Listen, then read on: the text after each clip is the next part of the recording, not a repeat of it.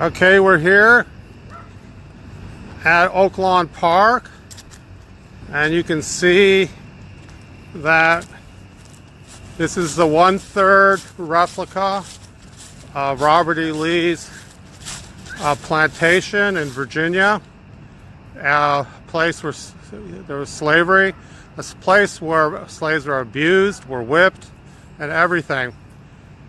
And you can see it's lit up. Actually, you can see it's lit up when I tilt it at an angle. I'm still learning how to use this camera.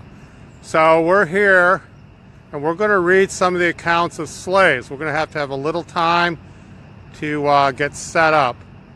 And I'm going to do it in front of this Plantation Christmas setting. In our letter, Michael Phillips and I, published in the Dallas Morning News, said, what does it say about Christianity in Dallas that there is an outrage over a Confederate Christmas and the whole idea of a plantation Christmas? It is because we really don't care about the slaves and their suffering. So let me get set up here. Stephen?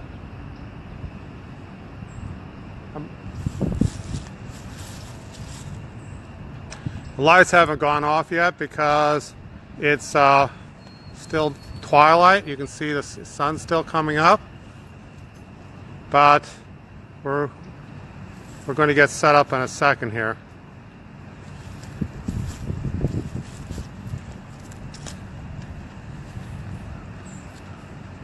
There we go. Okay, so you could just hold this, have it point there, have it pointing at the Christmas tree light. Okay, we're setting up our tripod.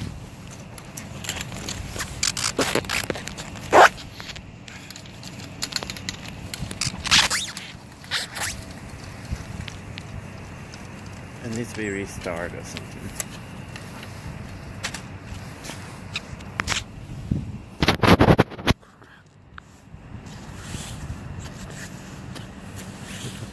Just hold it right here.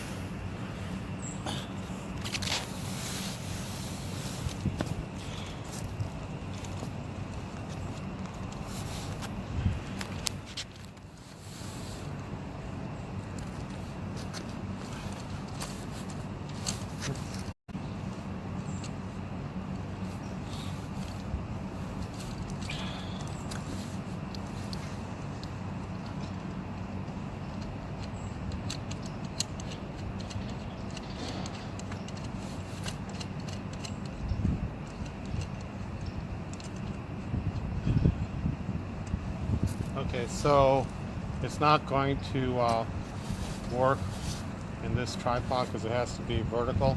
Okay. So I noticed it won't do live broadcast. I didn't know that.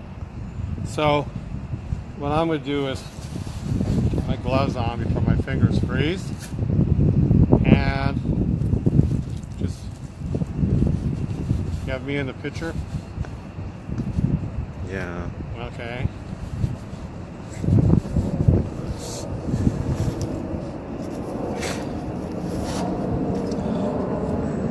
This is what I'll be reading from, Slave's Testimony. Come over it's this way. It's a slave's testimony. It's an account from 2 centuries of the experience of the slave narratives, autobiographies, as it says, letters, speeches, interviews. And it's edited by John W. Blassingame. It's available from Louisiana State University Press. It's in print. So you can read it. So these yellow tags are from the accounts I used when I wrote to the Mayfair, and which is right behind us. If you could turn around and just get the Mayfair in. It's right behind us. They came down. Okay, now you can turn around. They came down to City Hall asking that they didn't want the Lee Parkway to be changed. They thought it was too much of a bother. I have a video of their testimony, or their what they talk before the city council, and it's all on my webpage, www.templeofdemocracy.com. So we're here to read these accounts. So I'm going to go start with the accounts. This is a letter to Amy Nixon by Phoebe Brownrigg, and I'm going to read it. And it's dated September 13th, 1835. My dear daughter, I have for some time had hope of seeing you once more in this world, but now that hope is entirely gone forever. I expect to start next month for Alabama on the Mississippi River. Perhaps before you get this letter, I may be on my way.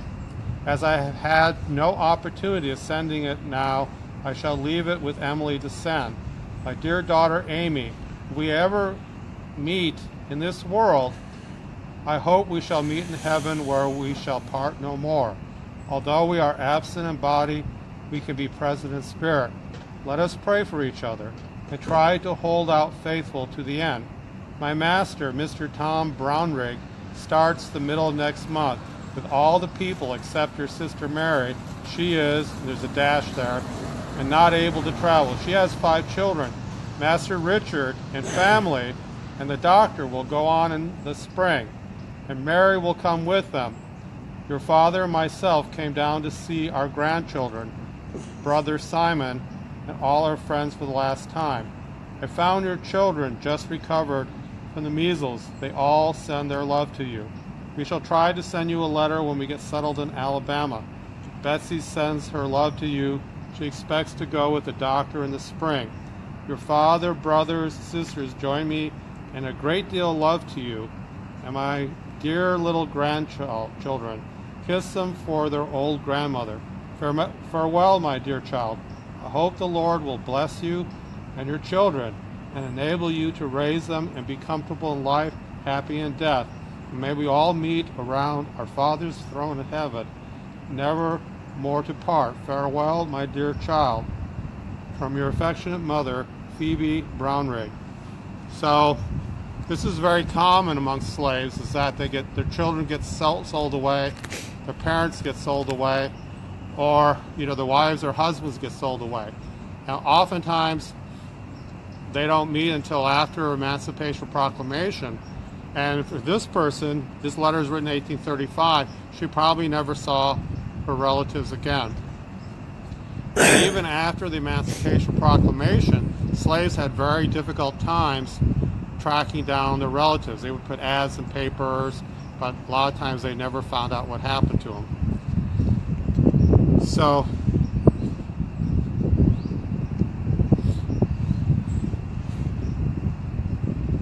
we're going to go to another account. This is again a similar case. Sargie Brown to Morris Brown. Dear husband, this is the 3rd letter I have written to you, and have not received any from you, and don't know the reason I have not received any from you. I think very hard of it. The trader has been here 3 times to look at me. I wish that you would try to see if you can get anyone to buy me up there. If you don't come down here this Sunday, perhaps you won't see me anymore. Give my love to them all, and tell them all that perhaps I shan't see you anymore. Give my love to your mother in particular, and to Mammy Wines, and to Aunt Betsy, and all the children. Tell Jane and Mother they must come down a fortnight before Christmas. I wish to see you all, but I expect I never shall see you all. Never more. I remain your dear and affectionate wife, Sargie Brown. And again, it's another case where families are just torn apart and they never see anyone. This Christmas Day, many of you will be with your families. Imagine if, you had a Christmas and your children or your wife was someplace you had no idea where they were.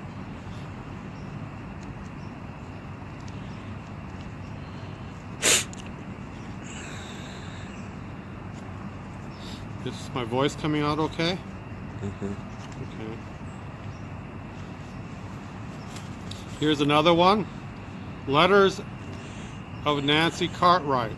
My dear mother, and that's Nancy Cartwright, I take this opportunity of writing you a few lines to inform you that I am in Bruin's jail, and Aunt Sally and all her children, and Aunt Hager and all her children, and grandmother is almost crazy. My dear mother, will you please come on as soon as you can? I expect to go away very shortly. Oh mother, my dear mother, come now and see your distressed and heartbroken daughter once more. Mother, my dear mother, do not forsake me, for I feel desolate. Please come now. Your daughter, Emily Russell.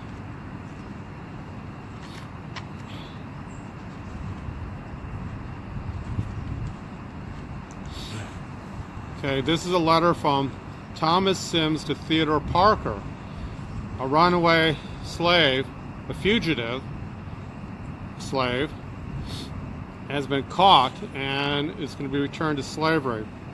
This is from Theodore Sims to Theodore Parker, April 6, 1851.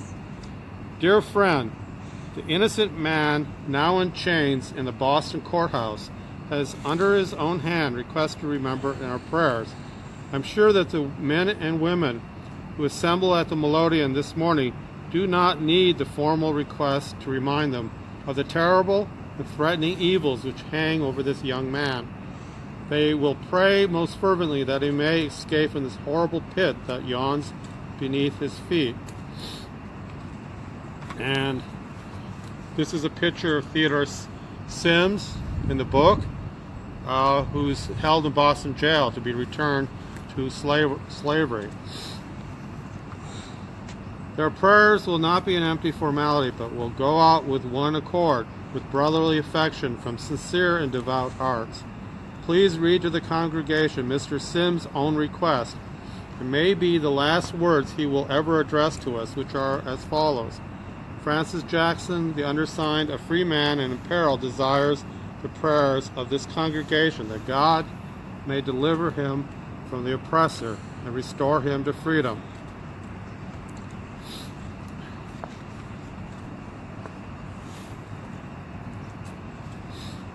So there's a lot of these children being taken away, or relatives and parents and families just being torn asunder.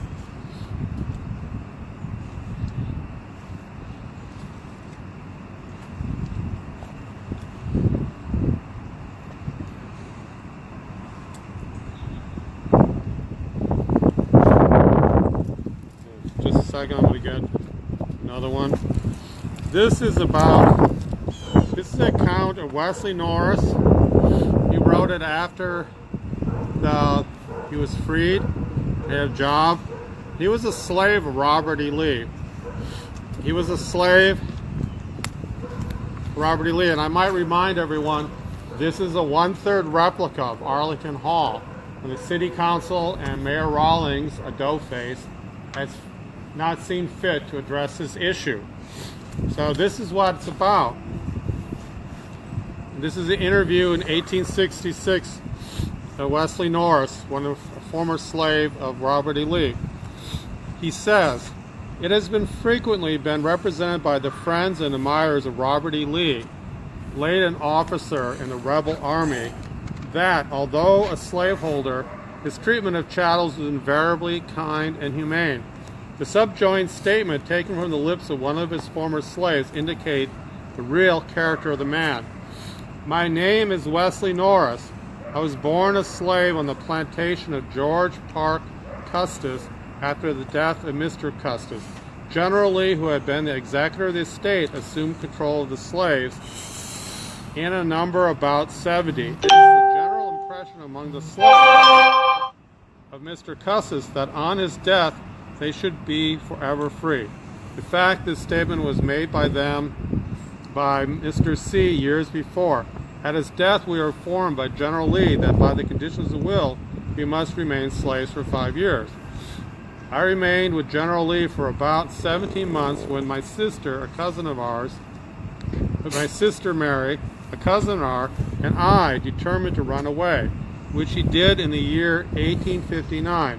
We had already reached Westminster in Maryland on our way to the north when we were apprehended and thrown into prison. and General Lee notified of our arrest. We remained in prison for 15 days. When we were sent back to Arlington, we were immediately taken before General Lee, demanded the reason why we ran away. We frankly told him that we considered ourselves free. He then told us that he would teach us a lesson we would never forget.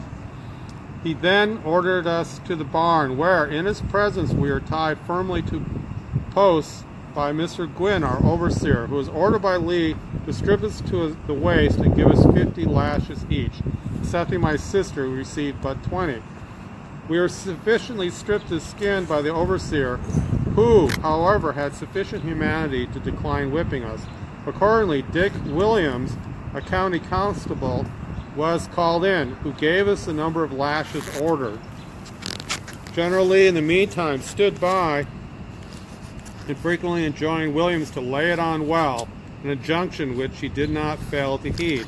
Not satisfied with simply lacerating our naked flesh, General Lee then ordered the overseer to thoroughly wash our backs with brine, which was done. After this, my cousin and myself were sent to Hanover,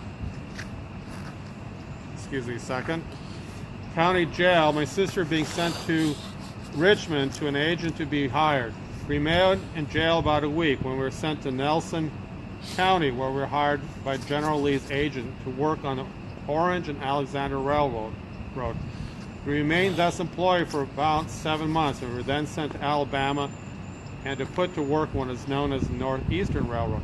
In January 1863, we were sent to Richmond, from a place I finally made my escape through the rebel lines to freedom. I have nothing further to say. What I have stated is true in every particular, and I can at any time bring at least a dozen witnesses, both white and black, to substantiate my statements. I am at present employed by the government and am at work in the National Cemetery at Arlington Heights, where I can be found by those who desire further particulars. My sister referred to is at present employed by the French minister at Washington and will confirm my statement. This is from the National Anti-Slavery Standard, April 14th, 1866. Okay, that's enough. Okay, well, let's close it up. So I thank you for everyone's time. It's sort of cold out here, and I think we'll be set to go.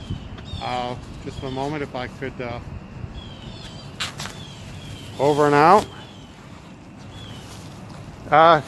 Okay, guys, thank you for your time, and